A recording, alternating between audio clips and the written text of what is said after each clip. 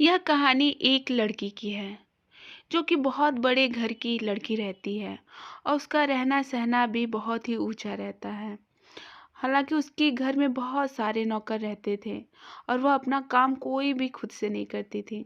वह सारा अपना काम अपने नौकरों से कराती थी, चाहे वह छोटा काम हो या बड़ा काम हो। वह सारा काम अपने नौकरों से कराती थी। उसके घर में बहुत सारे नौकर रहते थे, हर एक काम के लिए अलग नौकर। तभी वह नौकरों के पास जाती है। तुम सबको कोई काम नहीं रहता है? दिन भर बस एक साथ पड़े रहते हो और बातें करते रहते हो। जाकर कोई काम धंधा करो, नहीं तो जाकर झाड़ू पोछा जो हो करो। तभी वह अपने माँ के पास जाती है। माँ, आज मुझे पार्टी में जाना है। आज डिस्को में जाकर मुझे ढेर सारा डांस करना है, इसलिए मैं आज रात को खाना नहीं खा पाऊंगी। मैं खाना बाहर ही खाऊंगी, इसलिए मेरा वेट मत करना। ठीक है बेटा, चली जाना, लेकिन ध्यान से जाना। आजकल का समय सही नहीं है और इतनी रात को पार्टी करना वो भी सही नहीं है, इसलिए जल्दी चली आना। लेकिन सोनिया कहाँ किसी की बात सुनने वाली थी। वो करेगी तो अपने मन की ही, और वो अपने बॉयफ्रेंड के साथ डिस्को में चली जाती है। ओए ड्राइवर, मैं और मेरा बॉयफ्रेंड अंदर जा रहे हैं डिस्को में। वहाँ पर मेरा पर्स पहुँचा देना, और हाँ, कार का ख्याल रखना।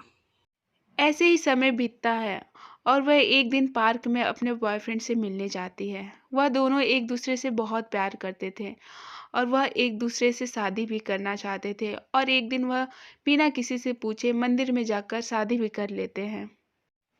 और इस शादी के बारे में वह किसी को नहीं बताए थे, हालांकि वह अपने माँ को भी नहीं बताई थी।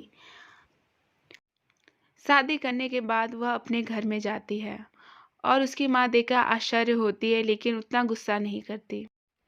बेटा, तुम्हें शादी करना रहता था तो मुझे एक बार बता दी रहती, हम तुम्हारी शादी अच्छे से कराए रहते। इस तरह से भागकर शादी करने की क्या जरूरत थी। अच्छा ठीक है, अपने घर जाओ अब।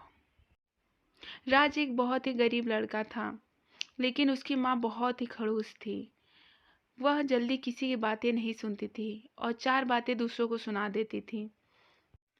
तुम दोनों ने अपनी मर्जी से शादी किया है, लेकिन इस घर में रहना है तो मेरी मर्जी से रहना होगा। उसके बाद सोनिया अपने रूम में आती है और यह सब देखकर बहुत ही दुखी होती है। कहाँ वो इतने ऐशो आराम से रहने वाली लड़की, जहाँ पे एसी रहता था, और वहीं आज इतने छोटे घर को देखकर बहुत ही दुखी होती है और मन ही मन खुद को बोल रही। तभी उसकी सास उसे आवाज देती है। अरे ओ बहू रानी, कहाँ हो? दिन भर सोई रहोगी कि आओगी भी? तभी सोनिया वहां पर आती है। जी माँ जी, बोलिए, क्या हुआ आपको? दिन भर तुम सो ही रहोगी, कुछ काम वाम करना है कि नहीं? महारानी खुद को समझ ली हो? यहाँ पर मेरे घर में आई हो तो मेरी बात सुननी होगी। जाकर पूरे घर में झाड़ू पोछा लगाओ और बर्तन मांज देना, और हाँ, जितने कपड़े हैं उसको धुल देना। सोनिया चाह कर भी कुछ नहीं कर सकती थी और वह ना सोचा हुआ चीज करने लगी। वह चूल्हे पर खाना बनाने लगी और झाड़ू पोछा करने लगी, जो कि आज तक कभी नहीं की थी, और मन ही मन बहुत दुखी होती है।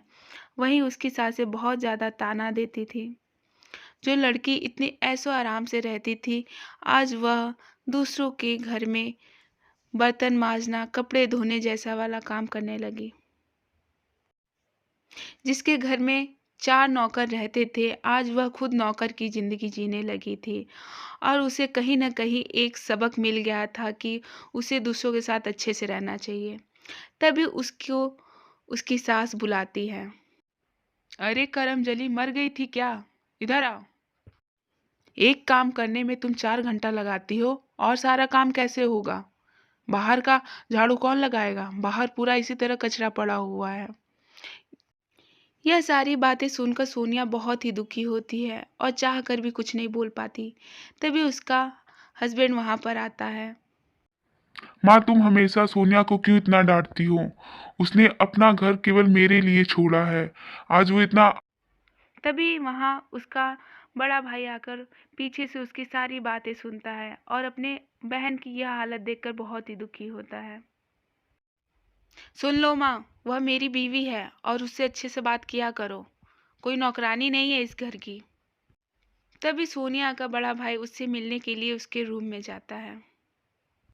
बहन, तुमने ये अपनी क्या हालत कर ली है? कहाँ तुम कितने ऐसो आराम से रहती थी और यह आज तुम यह नौकरानी वाली जिंदगी जी रही हो। तुमने मुझे कुछ बताया भी नहीं। मैं तुम्हारा बड़ा भाई हूँ, मेरा सब कुछ तुम्हारा ही है। आखिर तुम मुझसे बोल सकती थी। मुझे माफ़ कर दीजिए भैया, बस मुझे अब यहाँ और नहीं रहना, मुझे यहाँ से ले चलिए। मैं यहाँ पे और नहीं रहना चाहती।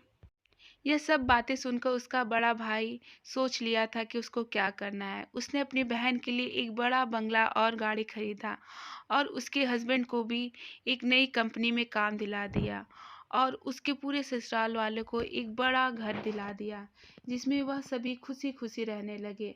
और उसकी सास भी अब सोनिया को कुछ भी नहीं बोलती थी।